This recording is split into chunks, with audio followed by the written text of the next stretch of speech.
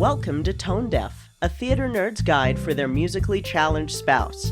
I'm Kay, a theater nerd. And I'm Warren. I'm musically challenged. So, this episode is going to be a little different than I originally intended because I got a book in preparation for it called When Broadway Was Black by Caseen Gaines, and I devoured that book. I could not put it down, but it also highlighted a lot of shows and general theater history that I want to cover because the conditions surrounding this show are like a whole series onto themselves. I almost disappeared down a rabbit hole again. Like, there are things I learned reading this book that echo a lot of my own beliefs related to the arts, and a lot of that has to do with the historical context that I want to do a deep dive on now, so... Warren? Yes. Kay now has a new favorite author. Yes, I have a new favorite author. So Warren, what I'm going to do is, this is basically going to be a little more like our regular episodes minus the swearing.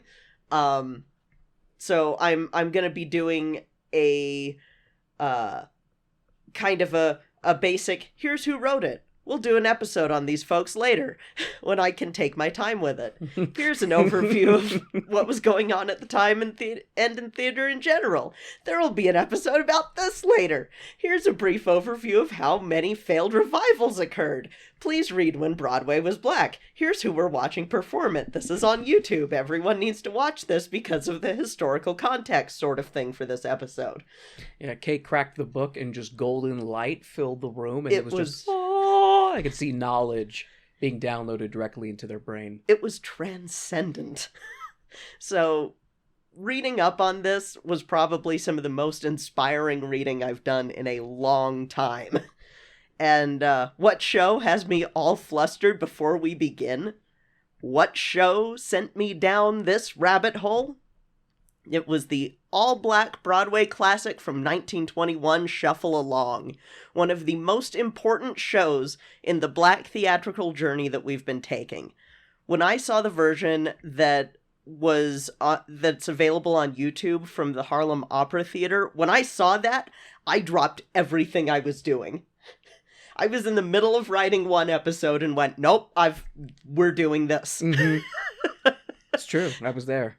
This is the one thing that pulled me away from a different project that I have been working on since like, gosh, is it July?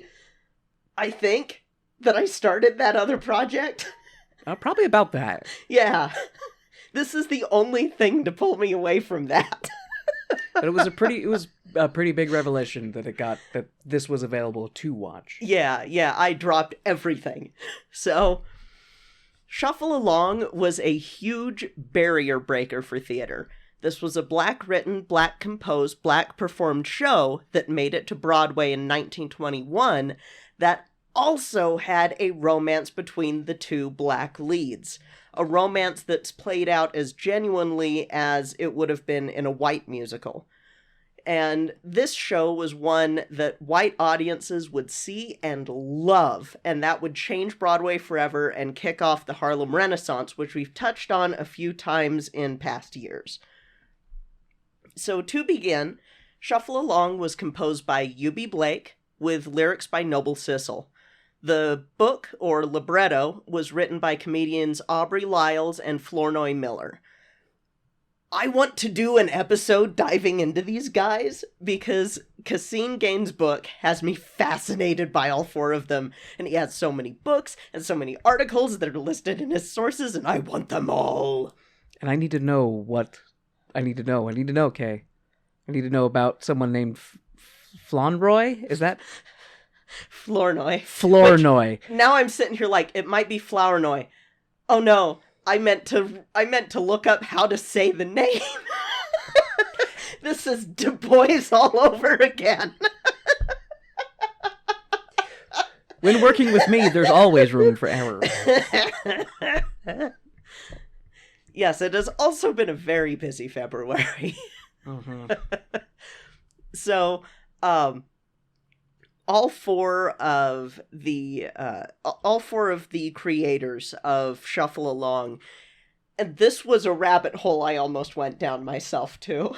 Like, I felt myself starting to do it, went, wait, no. Stop. So they were all members of the Lost Generation, being born in the late 1800s. They were basically millennials who had experienced a world war, underwent breakneck changes in technology, dealt with a flu epidemic in their 30s and 40s. I resonated a lot with these four. Right. I'm sitting here just like, There are moments in this book that I'm sitting here going, I have to do such a big deep dive because now I want to see like how close they are in experiences to millennials to kind of, I don't know, maybe get people to stop ragging on the younger generations for a little while. I don't know. It's just an endless cycle. Yeah, when you and I were looking at that stuff, it was just showing how every generation just has the same complaints about the next generation, and just how these arguments are just repeated over and over, decade after decade, and nothing changes. Yeah, it drives me nuts. Anyway, so I am going to go surface level about all of the background because there is a lot of information that I want to dive into more. And there's also a lot of information about this show, about the environment around the show. There's a lot to talk about and not a lot of time. If Kay does not stay strictly to their script... Yes. Warren can tangent. I just have to make sure that I go straight back to the script. That's the meme of you've unlocked an unskippable cutscene. Yes. No, you've entered an unskippable. That's what it is. You've entered an unskippable cutscene. I'm so glad you asked. You're going to regret this. Not even so much that, just here comes the knowledge. So, Miller and Lyles, they were black vaudeville comedians that followed in the footsteps of Williams and Walker, who you will remember from our blackface episode. See, everything that I'm doing in these builds, there's a method to my madness. And much of their comedy, as was common at the time, was done in blackface. These guys, from everything I was reading, were incredibly funny. And I need a time machine because I want to see their boxing match routine. And in the run-up to this, I couldn't find any visual recordings of the originals, or else I would have shown you. Their characters, Sam Peck and Steve Jenkins, came up in a lot of their shows. The Mayor of Dixie, the plot of which would come back for Shuffle Along. The Colored Aristocrats, Darkydom, which was produced by... Yeah. Yeah.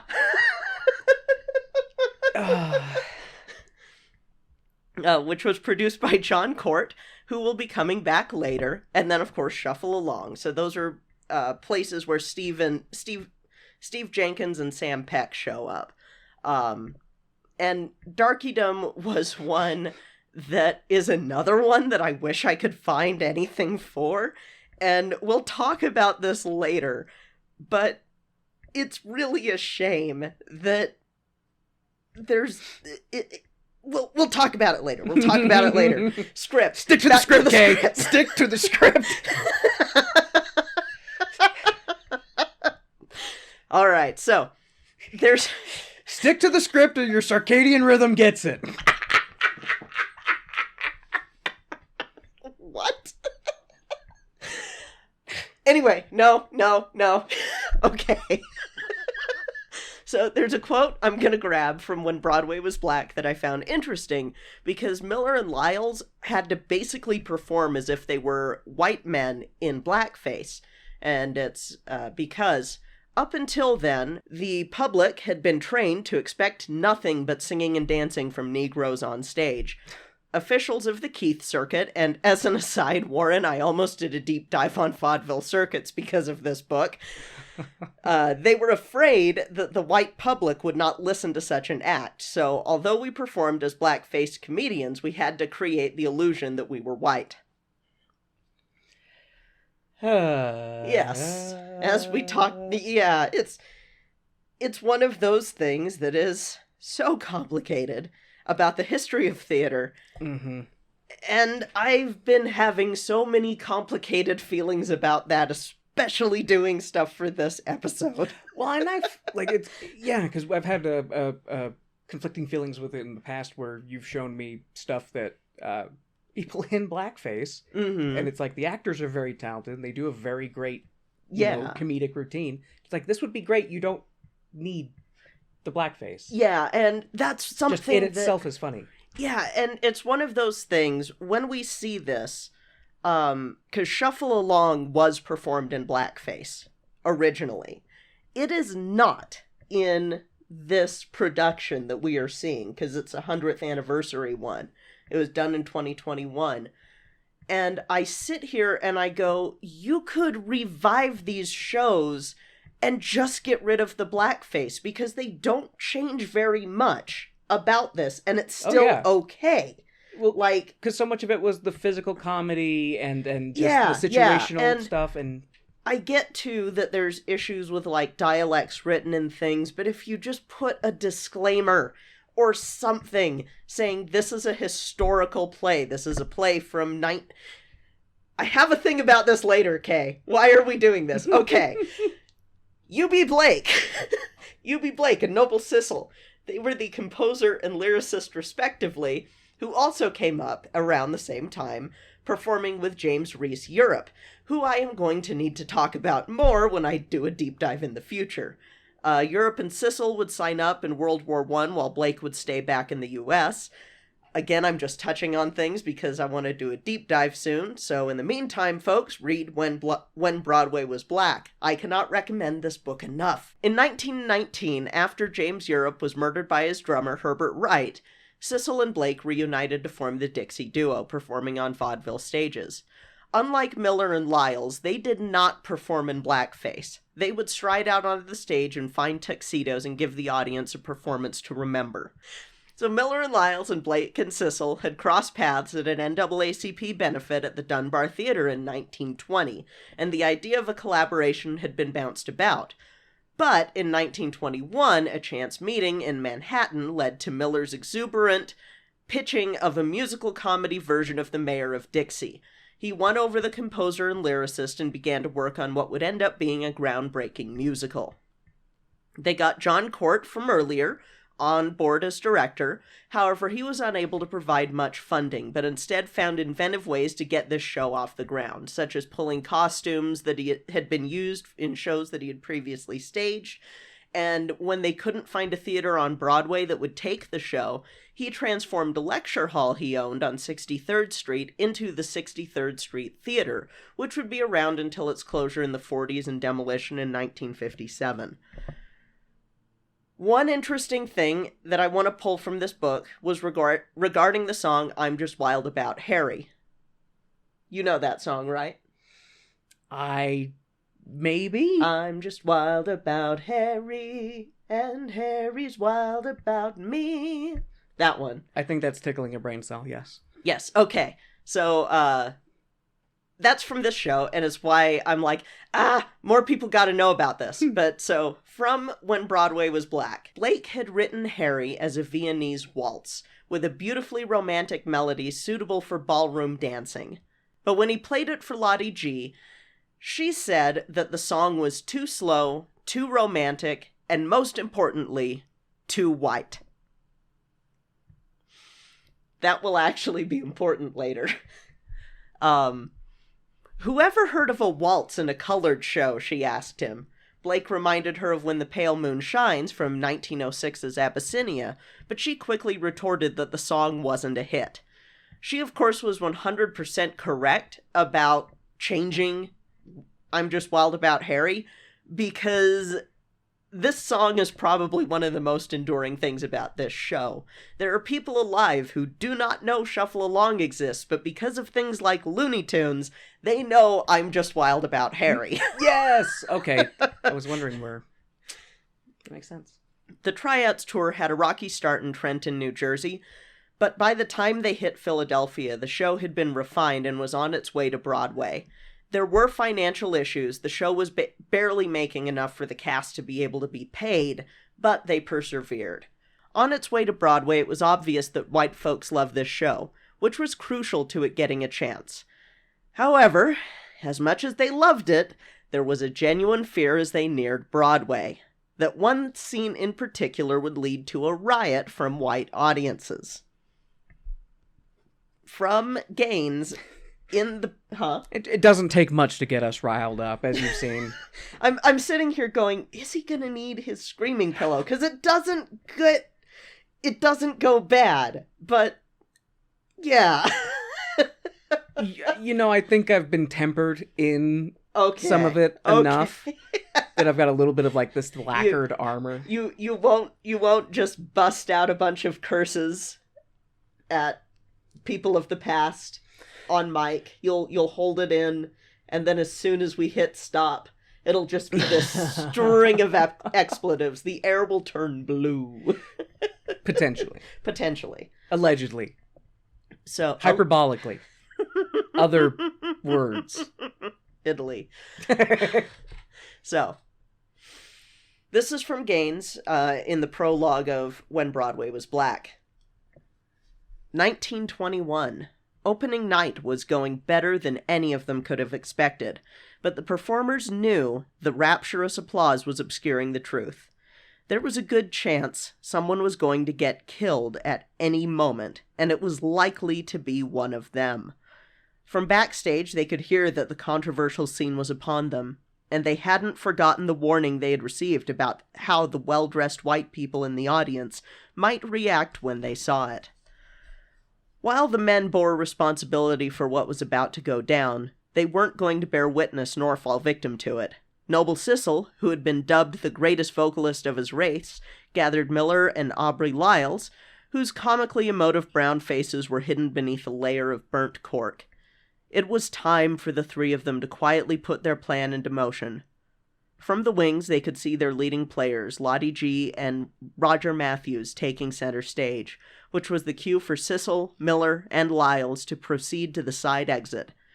They pushed the double doors open wide and each placed a foot on the New York pavement, pointed towards the safe haven of Harlem. The white rioters wouldn't be able to find them here. If things suddenly turned violent, at least they had secured an escape route.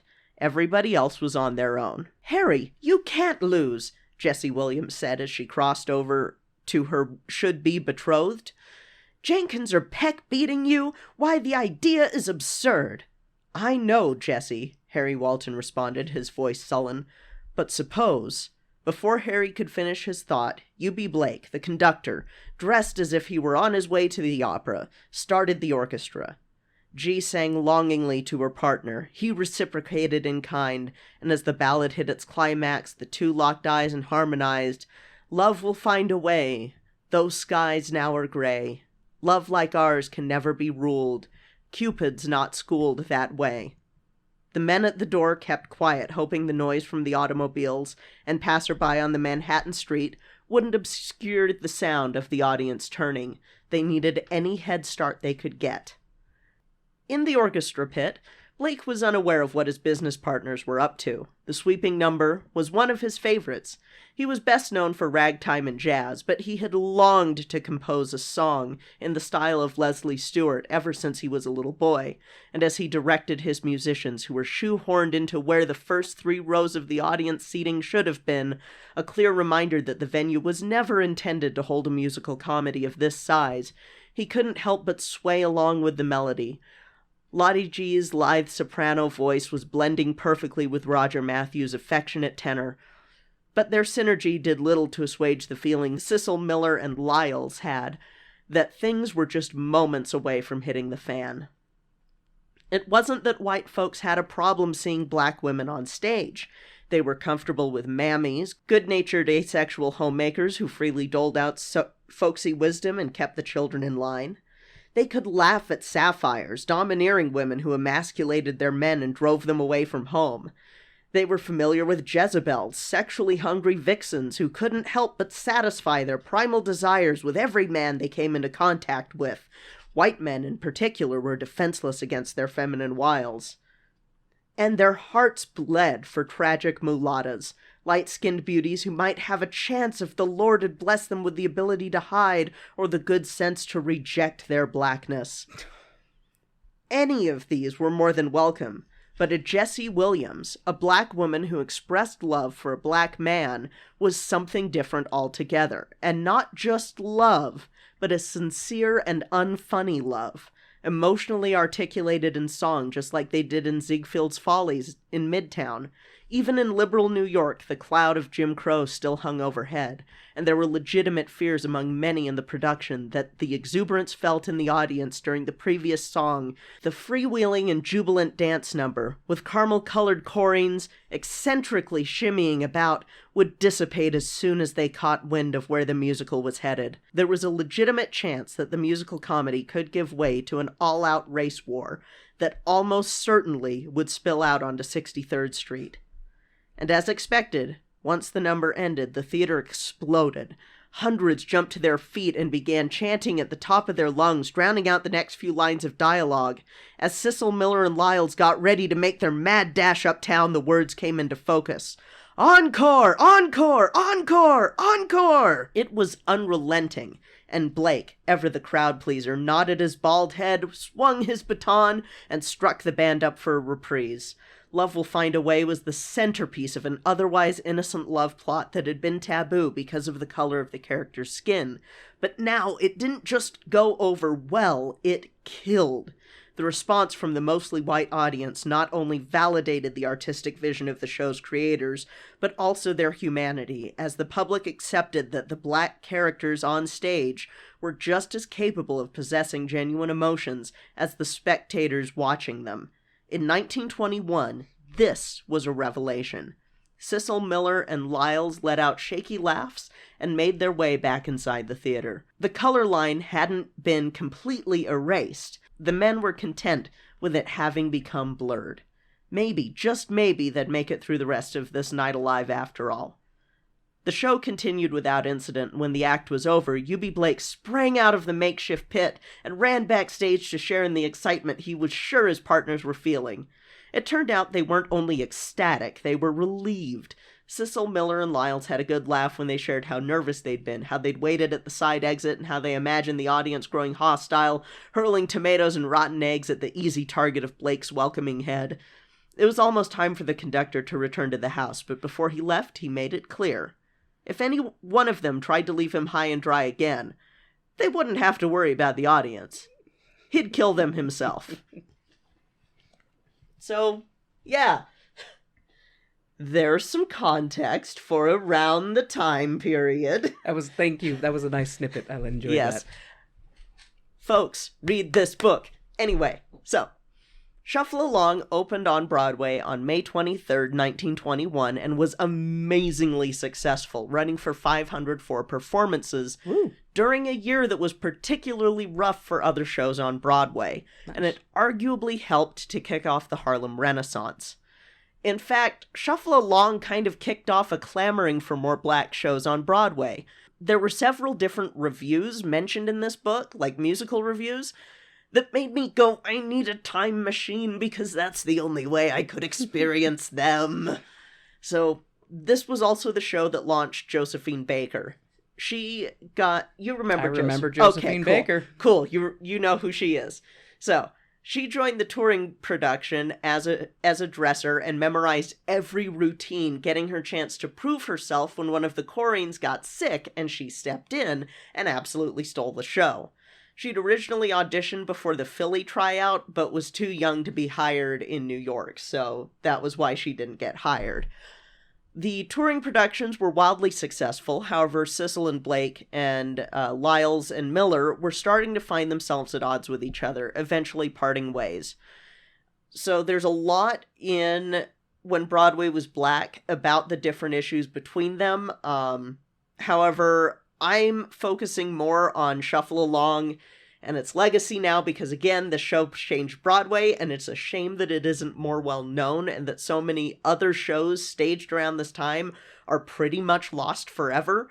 But one of the things that's brought up that I do want to talk about a tiny bit is the post-shuffle-along lives of these four, mostly because Sissle and Blake kept trying to recapture the glory of Shuffle-Along, and the way that they did it, I feel, could lead to an interesting discussion, because it highlights something I think about a lot with genuineness in theater, because as Shuffle-Along gets these attempted revivals, they try to whiten it up, and they also try to whiten up their other shows that they put out on Broadway and elsewhere, and it didn't bring the audiences that wanted to watch a black musical. It didn't bring audiences at all, because it's kind of like, well, if I wanted to see this milquetoast production, then I'd go see this show. I want to see a black show.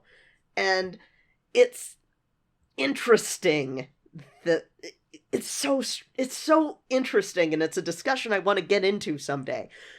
But a lot of their shows are footnotes in theater history because they're gone. Yeah. They're just gone. And this is also a time with like tears in the rain. Oh my gosh.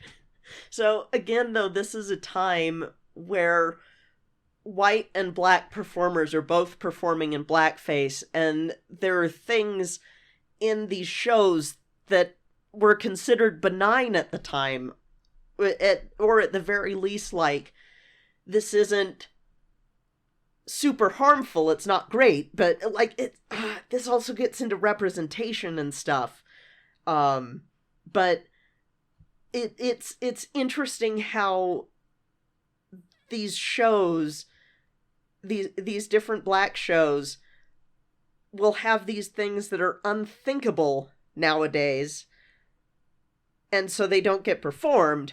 And in fact, I'm gonna quote Gaines again. So he talks about, is there a double standard that permits classic shows by white playwrights and composers with sexist, homophobic, culturally insensitive, and yes, even racist content to continue to be revived on Broadway, performed in local high schools and community theaters, and considered a part of theatrical canon, but equally important ones like Shuffle Along are forced into early retirement? Double standard, absolutely. Because, we think about, like, well, there are some that you haven't seen yet, but there have been shows that we cover, like Singing in the Rain has some issues in it. We've covered a lot of shows that have issues in it that are considered classics. But they're considered products of their time. Yeah, products of their time, but... Well, the world was different back then, and... Yeah. Yeah, it's just... Just revive these without the blackface. Just, and do, if you're worried about the content of the shows, put a disclaimer. Just do that. Disclaimers are magical. That's actually why they're there. Yes! Yeah. I am a big fan of disclaimers. It lets you know if you really want to watch this or not. Like, just do that.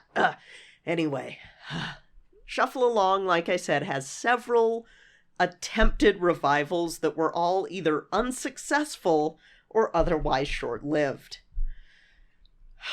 And here's where I'm going to show my forever bitter.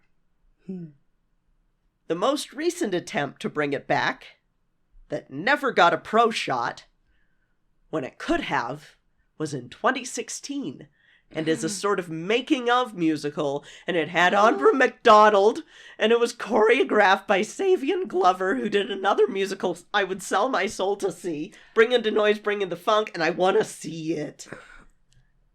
You can see it at the Pally Center, I believe, but you have to, like, go in and watch it there, like, you can't... Somebody needs to do a contract with Broadway to do a pro shot for, like, every show, so it's archived. Oh,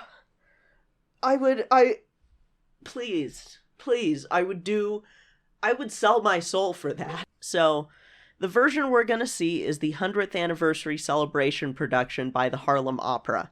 It's available on their YouTube channel, and I recommend everyone go watch this. If you are listening to this in a classroom, just pull it up on YouTube. It's watch it, please. It's so good. Or at the very least, it's an important piece of theatrical history. Please. Anyway, shall we go and watch the show that launched the Harlem Renaissance? I'm excited. Let's do it. Woo! Woo!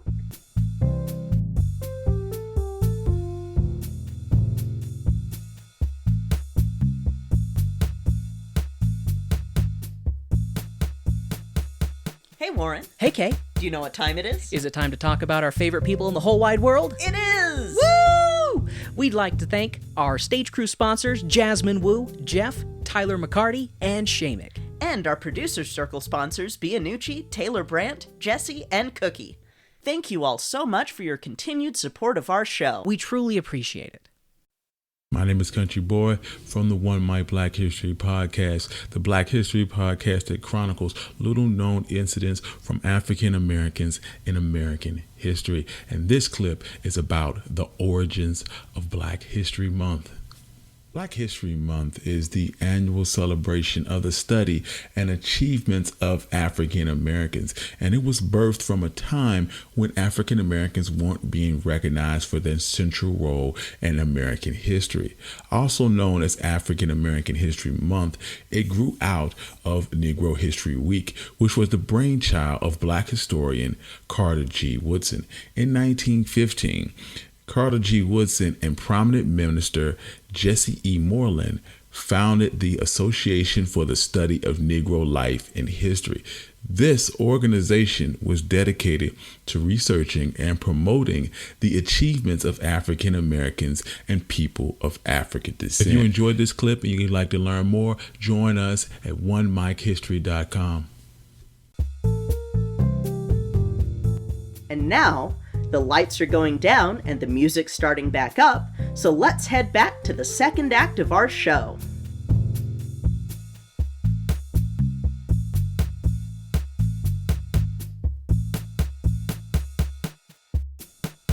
All right, Warren, what did you think of Shuffle Along? I enjoyed it. I thought it was fun. And Excellent. I know that it's not a complete production and stuff like that. 'Cause Yeah. you were stopping and explaining to me that, like, in the material, this would be bigger and Yeah. other stuff like that. Yeah, But- a lot of scenes with chorus girls Yeah. that weren't in this version. But as what I would consider a pared down, like, Mm-hmm. I don't want to say low budget. I want to say, like, more like a proof of concept. Like, Mhm. yeah, we can do this Mm-hmm. version of it. But it's good. Yeah, I enjoyed it. Excellent. So one thing I forgot. Sorry, it had a fun story. I like the story. I am glad. The story, one of the things... So there are two things that I wanted to bring up. One of them wasn't until after we had watched it, because I'm like, you're not going to get any of this, but, like, one of the things that was cited, I guess, as to why this went so well with white people, from what Caseen Gaines was writing, was that this was basically a really clean show. So it was so accessible. That makes sense. And yeah, and so another thing though that I meant to bring up, and as we were watching it, I went, oh yeah, the plot gets disjointed in points, and there's kind of a reason.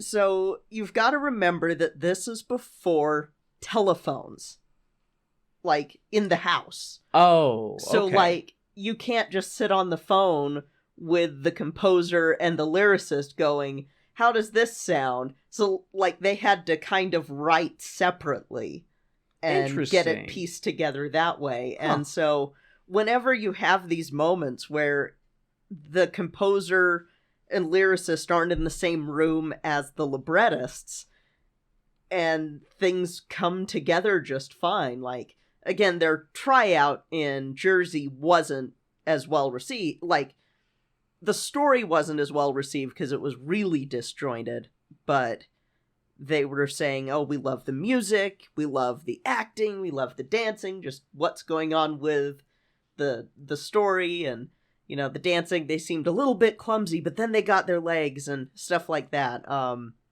But yeah, when you have that little bit of information, I realized it's probably a little bit easier to go, okay, this is why the plot's a little bit janky in some spots.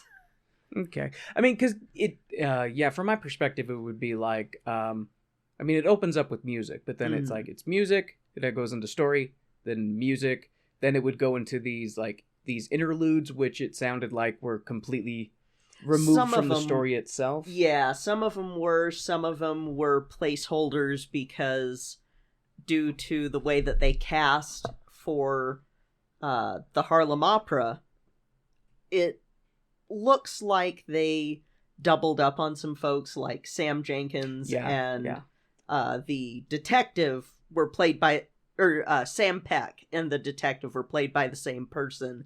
And that wouldn't have been the case in the original show. And so there are a lot of scenes cut with Sam and Steve that it's, I don't know, I'd like to see a full version of this. Oh yeah.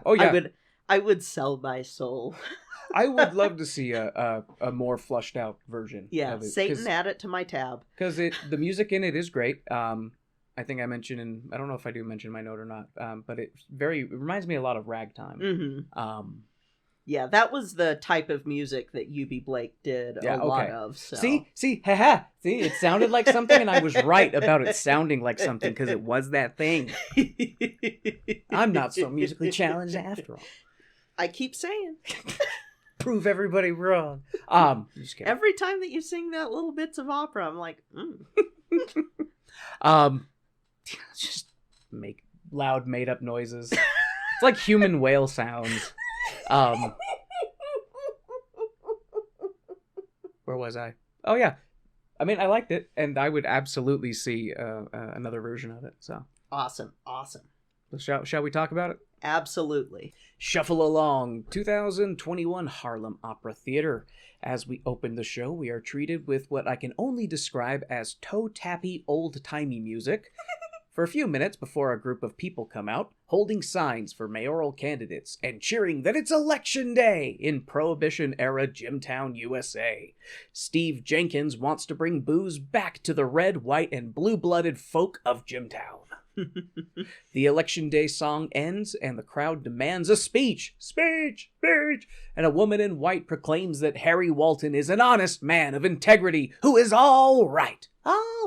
The crowd disperses and the woman in white is revealed to be the future mother-in-law of Harry, and she's trusting the judgment of her daughter Jessie, who we're sure is looking at the situation unbiasedly after all. Isn't she set to be the future Mrs. Walton? Oh, conflict of interest. The corruption is thick in this town, let me tell you. The daughter shies away from her mother, embarrassed at the blatant corruption taking place in the election. Jessie's friend Ruth emerges from behind a Harry Walton for mayor because he's oh so awesome sign and digs at her friend about her relationship with the mayoral candidate. Ruth then breaks out into song about how she's full of jazz, and she name drops the title as she jumps, kicks, and spins her way across stage. But remember, she's not Crazy K. She's simply full of jazz. And as the Medical Association of Theater Illnesses says every year, Kay, during their Living with Jazziness Syndrome charity drive, people, Kay, this is serious, people living with jazz are not contagious. They're simply distracting. Please show patience for those in your life living with severe jazziness syndrome. Anyway, as Ruth's song ends and the scene changes, we see Mrs. Williamson. Kay told me that in the original, in this part, it's Mr. Williams, but with Mrs. Williams is telling Harry Walton that if he doesn't win the election, then he won't get to marry her daughter, because old-timey reasons. Jessie comes to sing her love song to Harry because love will find a way, and they'll keep their hearts aglow with hope, and Harry will win this very important run for public office, and the two will be able to get married, and everything will be great, because, love, finds a way. The scene changes. The scene changes to the wife of mayoral candidate Samuel Peck, Mrs. Peck is confronted by a suspiciously smiley man who addresses Mrs. Peck nicely to tell her husband to get out of this race, because he's going to split this ticket and screw over Jenkins. But Mrs. Peck wants prestige and status, so she tells the Jenkins stand to take a hike, and the two walk away from one another. Jenkins stand. That is his name. He went and threatened a political candidate's wife. He is all for Jenkins. He's committing crimes for Jenkins. He's a Jenkins stan. Does Peck have a Peck stan? I mean, it'd be his wife, but I wouldn't want to call his wife a Peck stan. Because later, I mean, she's kind of mean to him. So we get a musical interlude with an Uncle Ned who doesn't like the candidates for mayor because they're all big phonies. He misses the bandana days when people were honest. Bring honesty back to Jimtown. Speaking of corruption, Jenkins and Peck run into one another and bicker about their grocery business relationship partnership and how their friendship ends where politics begins. The Jenkins stand from earlier comes in to pull Peck and Jenkins into a public forum to address the rest of the public outside. Jenkins goes first, being like, "Hey, vote for me, and I'll bring electric lights to Jimtown. Don't you hate all this darkness?" The speech kinda goes sideways and the crowd disperses. The Jenkins stand grabs Jenkins and gives him a stern talking to about his poor performance. Jenkins grumbles about how his own partner is running against him. And Jenkins Stan decides to stoke the fire between the two, telling Jenkins that Peck is spending twice as much on his campaign as Jenkins is. And as a result, he's way ahead of him in public opinion. The Jenkins Stan plants the idea that Peck is embezzling from their joint grocery business to fund his mayoral campaign. Jenkins is in disbelief, and the Jenkins Stan says he knows how to get proof, but it'll cost money. A lot of money. And Jenkins is like, "I don't care how much it costs if you get me elected." The Jenkins stan is elated at the metaphorical blank check being handed to him, so long as he delivers the proof of Peck's embezzlement thing having done. Jenkins says if his Jenkins stan can achieve this, he'll dance at his wedding. The Jenkins stan reveals that he's going to get married the day that Jenkins gets elected. Married to who, you ask? Why, Emmeline, of course. And Jenkins Stan sings about his love and desire for his honeysuckle time with Emmeline. I told Kay I like that term honeysuckle because it's like it implies like snuggling and kissing, like you're suckling on your honey. I like that, honeysuckle time. Anyway, there's a good thing in that I'm going to steal and use. Jenkins Stan ends his longing song for Emmeline, and the scene changes to Mr. and Mrs. Peck, arguing, of course, because Peck needs to talk to the women voters of Jimtown, but is told by his wife that she'll do the talking to the women voters, and she tells her husband that he'll just go talk to the men. Peck pitches a mini-fit about running for mayor and how hard it is, and his wife tells him that she'll run everything when he becomes mayor, because as his wife, isn't she his boss after all? Right? Right? Right? And then she hauls off and smacks her husband. She then plants the suspicion in her husband's head that his business partner, Jenkins, is embezzling money from the business. And it's revealed that she has hired the same super expensive secret proof seeker and finder man that Jenkins man hired. What a twist. We have a brief moment of Peck talking to some female voters, much to the rage of his wife, who barks at him to come with her. We then get a musical interlude about the Gypsy Blues, I think. Something about getting cold feet and running away from marriage, I think. We then cut to the Jenkins and Peck grocery store where the mayoral vote has taken place, and Jenkins is declared the winner.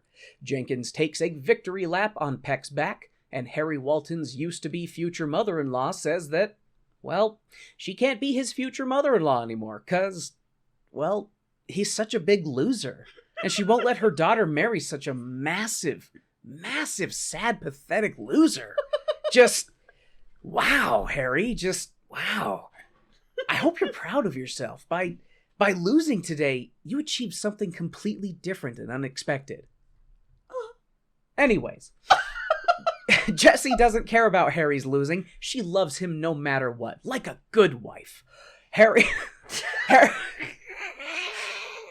and Jessie sing their love to one another about how they will find a way to be together no matter what her parents say. Just listen to your heart, 'cause love finds a way. Oh my gosh. Act 2 opens up with the Calico Corner in Jimtown, and an officer is directing traffic the old-timey way, when a hungover Harry Walton comes up to the officer to ask him how much he makes with this whole get-up, because he's recently hit a dead end in his career, and he's looking for a change of pace. The cop tries to shoo Harry away, but Harry can't take the hint, so the increasingly irritated officer pulls his whistle out of his mouth and tells Harry to shuffle along. What? Shuffle along, I said. And then the cop and Harry burst into song about shuffling along, and steadily accumulate more and more passers-by, pulling them into the musical number against their will, the invisible tendrils of the beat wrapping themselves around them, the fear swelling in their eyes as they're pulled into the musical number. The song winds down, and the fear leaves the eyes of the crowd as the realization that once the musical number slows, the beat will release their bodies. The song ends, and traffic resumes, as the once entranced folk of Jimtown go about their morning business, behaving as if what they have just experienced was a normal occurrence. Anyways, Jenkins Stan confronts Jessie about how her would-be future husband is such a massive loser. Jessie chases Jenkins Stan off and sings her love of Harry Walton to the world. She doesn't care if he lost. He's the only man for her. She's wild about him, and he's wild about her. They're destined to be together, because love, finds a way.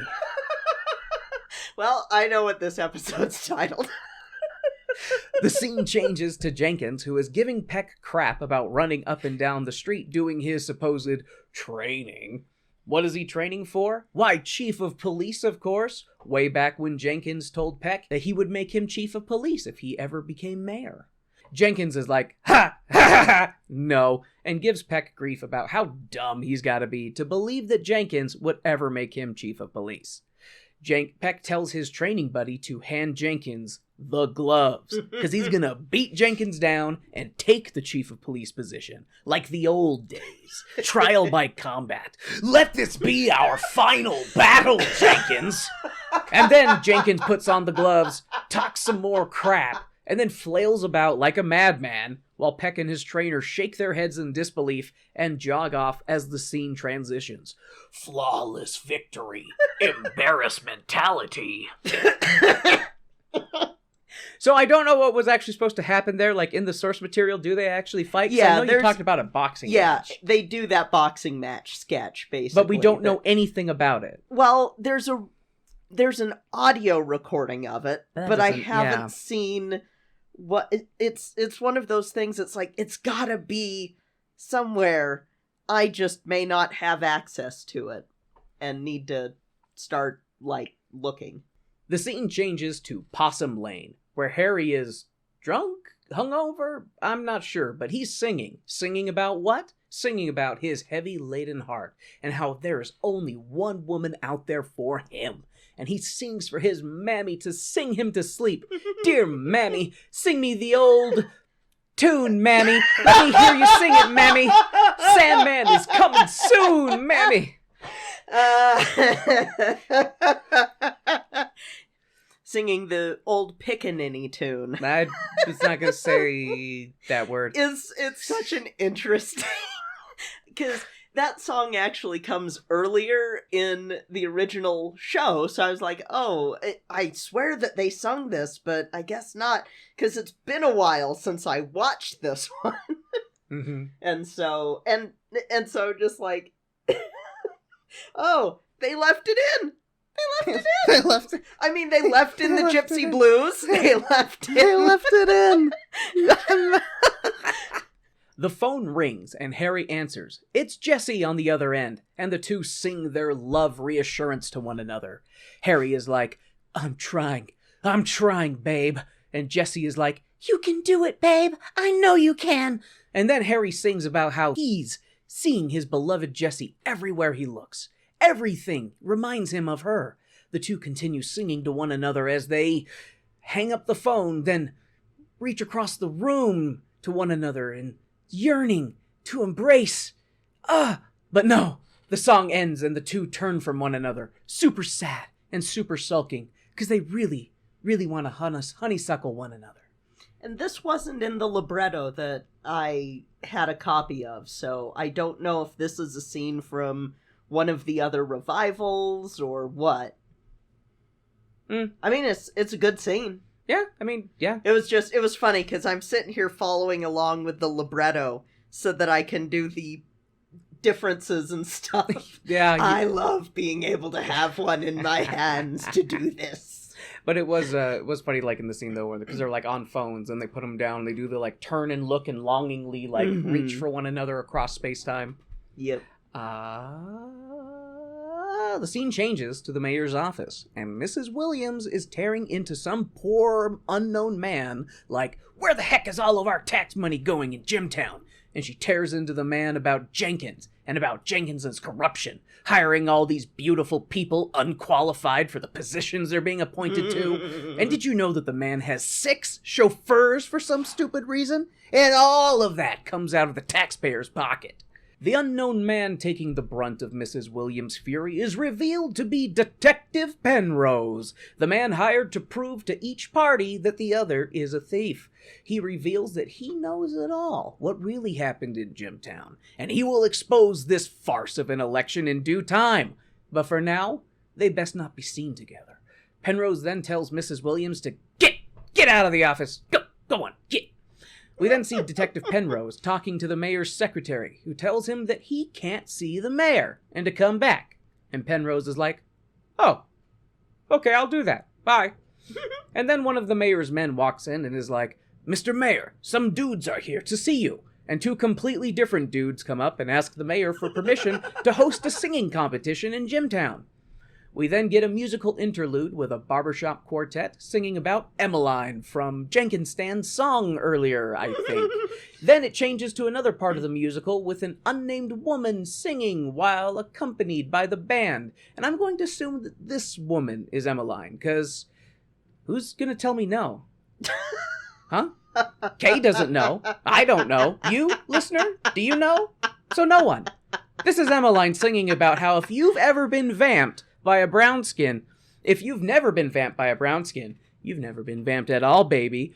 So, in the libretto, we have Steve and Sam entering from opposite directions after the Harmony Kings sing Goodnight, Angeline.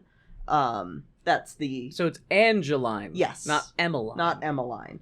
Well. And Steve Jenkins... Let it be known from this day forth that Angeline beeth Emmeline. So decreeth the Warren of Tone Deaf. Let it be known, yea. Oh my gosh. May I get a yea? Yay. Ah, yes, reluctant yea is still a yea. The motion passes. What about Emmeline, dear? Angeline. Emmeline. Did you not pay attention just now? They were just singing a song to show their chops for being the Harmony Kings. But with that scene, the transition to from Goodnight Angeline to if you've never been vamped by a brown skin, it is literally just this. Here, Chief, come on and tell them about old Deacon Birch and that old brown-skinned vamp down the court the other day.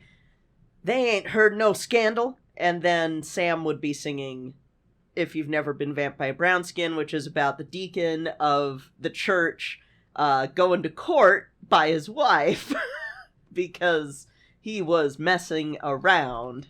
So, and his excuse was, if you've never been vamped by a brown skin, you've never been vamped at all. So I assume his wife is the brown. So is it? He's talking about the woman he cheated Okay, with. so the woman that he cheated with. Yes. Because initially Yes. I was thinking that it was the wife was gonna be the brown skin, and being vamped would be like being taken to task, like the whole Hades hath no fury, like a woman's scorn. Yeah, no, this is some Well, Extramarital. Hope the vamping was worth it, buddy. I mean, he went to court. Charged with non-support. That's in the song. Which I have the word of God right totally here. can hear with my ears that do the hear. Ing, I swear. Of all lyrics, near and far. They don't get twisted. Nar. I will stop now. This is true. Nar. And let my wife continue. Wait, continue. It's your turn. It's my turn, of course. Where was I in my notes? Emil... Rhyme. Where was I? So, Emmeline ends her song, and we transition to Spencer's Lane, where Chief of Police Peck bumps into Jenkins' stand while he's looking for Slippery Jim. That slippery devil slid out of jail without Peck knowing, and now he's slipping and sliding all on the loose. Peck moves on his quest to find Slippery Jim, and then Jenkins' stand decides this is a good opportunity to sing about how he's got it hard up for women from the Far East in what the locals call Oriental blues. Yes. Another one where I went, wow, that's right, they kept this. Like, all right then. Most of these songs have just been about what kind of woman they are. All right. The scene fades and we focus on Mrs. Peck confronting Detective Penrose, being like, haven't you found proof yet? Jenkins is so dirty, arrest him. And Penrose is like, I have caught your husband stealing. From Jenkins, who was stealing from your husband, who were both being stolen from by the clerk. And I stole from them all. Here's the money. And he hands Mrs. Peck a thick stack of cash, telling her to tell her husband to be ready to run his business on the level. Mrs. Peck tries to be like, no, they won't be at the store. They'll be at the mayor's office. And Penrose is like, no, Harry Walton will be in the mayor's office. I've come in and completely single-handedly dismantled your little town's corruption. Now go on, Mrs. Peck. Get. And we cut to another musical interlude where this woman asks us to whisper to her. Whisper something nice and slow. Sing it to me. Cling it to me. Sing to me. Cry to me. Oh, baby. She's craving that kind of love. I mean... Mm-hmm. Yeah. Mm-hmm. The musical interlude continues with a couple singing about the Serenade Blues, I think. Lyrics are hard for me to hear. Mm-hmm. The third musical interlude features a woman singing Daddy, Won't You Please Come Home, and it's not at all a melancholy song in the slightest. Warning, the previous line may have been delivered with above levels of sarcasm. The fourth installment of the musical interlude has a simple man. They're just simple men, Kay.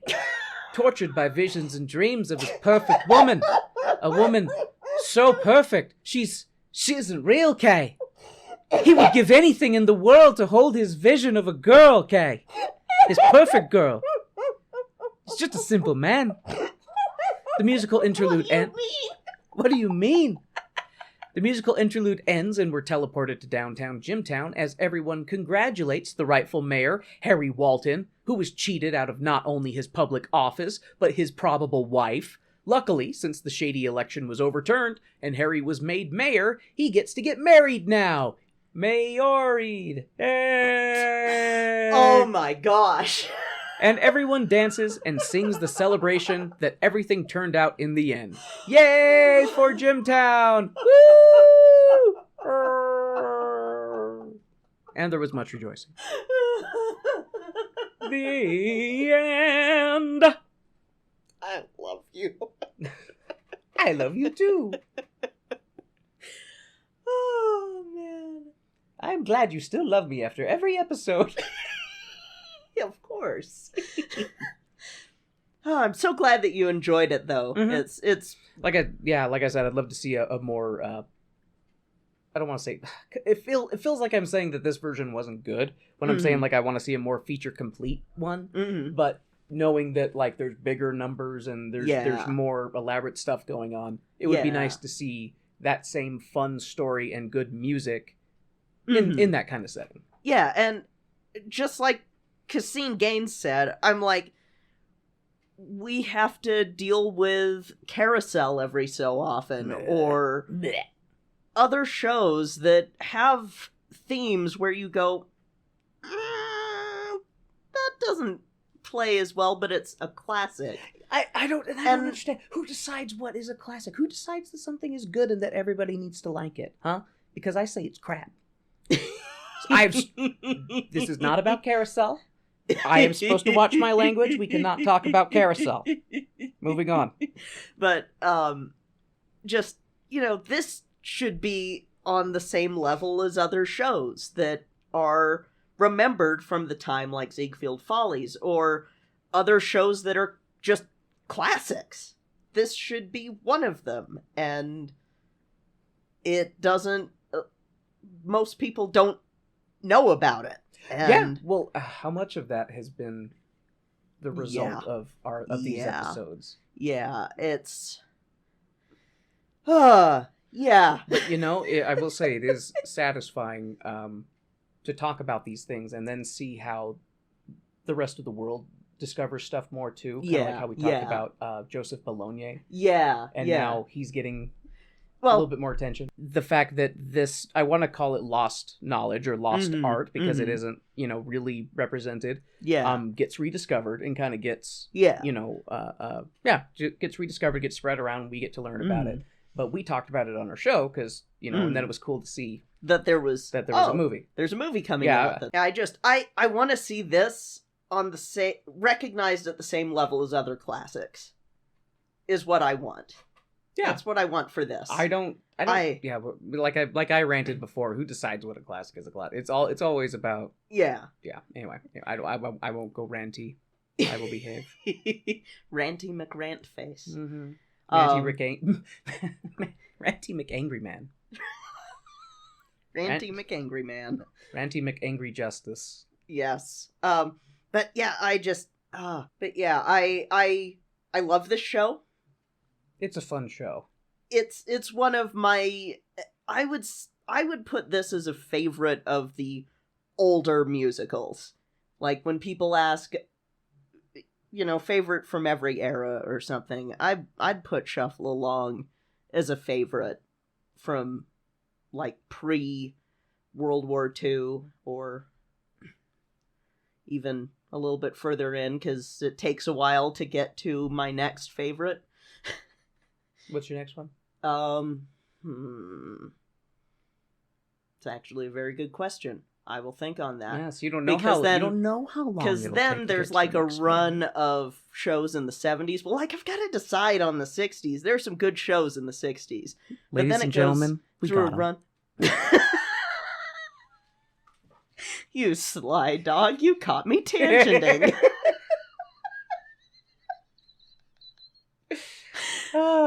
Anyway, I love this show. Shuffle Along is amazing. Go see it. Harlem Opera Theater's YouTube has it, so... Yes, check it out. Yeah, check it out there. If, by some chance, a theater does it near you, drop what you're doing and go see it. Just do it. And then... Yeah. Leave a comment like on our show wherever and say, you are. I saw it. Wherever you are listening to our show, if you're a firefighter, if you're drop that person, drop that hose. If you're a nurse, drop that baby. Within reason. Drop what you're doing within reason. Oh my god. Disclaimers are important, Kay. You know the kind of world we live in. Oh, you're right. Oh, I hate that. Anyway, yeah, I can't say enough good things about Shuffle Along. Again, a lot of my information came from When Broadway Was Black by Caseen Gaines. There's another one he has called Footnotes that I bought, and I'm going to be devouring that. Footnotes. I can't rhyme with notes. Notes. Footnotes. Feed your horse steel-cut oats. Because oats rhymes with notes, and music is hard. And I'm already a challenged individual.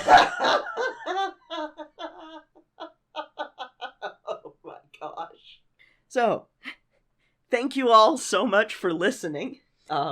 Especially if you made it all the way to the end. If you made it all the way to the end, you're a superstar, because we got a little silly. What? Because it's been a while. What, us? I Be know. silly? I thought we were the straight man team.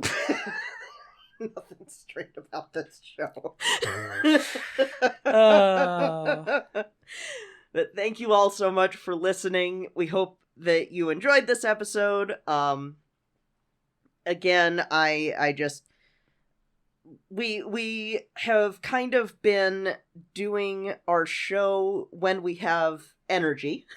When we're able to. Yeah, when we're able to. And so, if you want to keep updated, because we're not doing weekly right now, you can do that by following us on Twitter.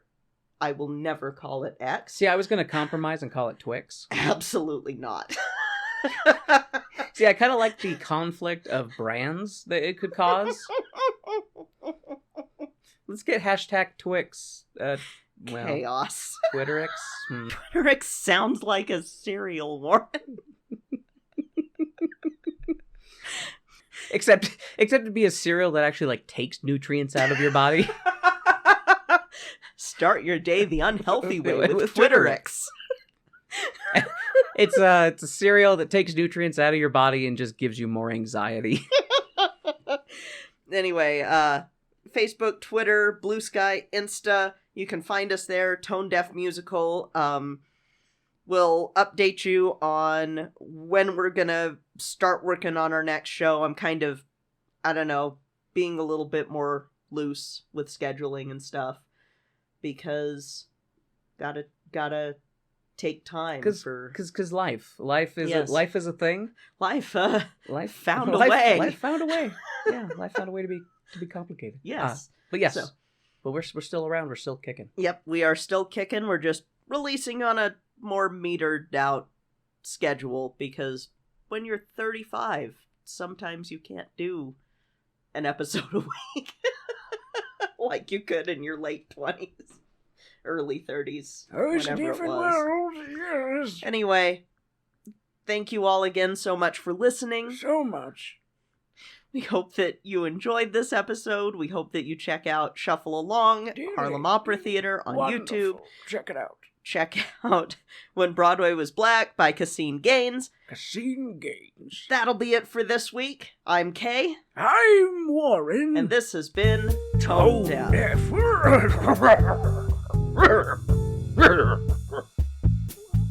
Dropped in there.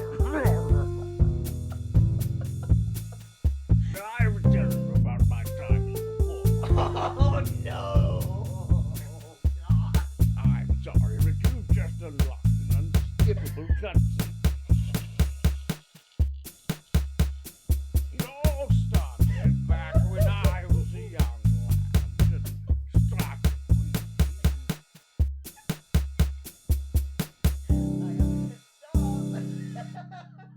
Well, you called my bluff. I can't improvise.